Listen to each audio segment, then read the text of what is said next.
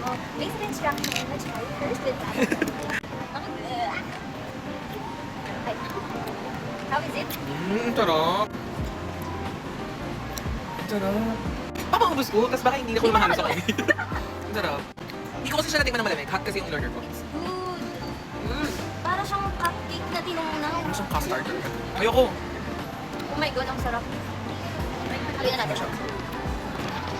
So the Pag hinalo daw, it's not in chocolate, yung magiging lasa. Kung may natira pang custard. Mix it well daw eh. Pero tapang. Tapos parang feeling ko lang tulog. Good luck sa akin tomorrow. Monday talaga. Eh paano? Natulog sa tanghali. Natulog ako maghapon. Tapos nag-coffee ako ngayon. So good luck sa tulog ko mamayang gabi. Now it is. Takam yan.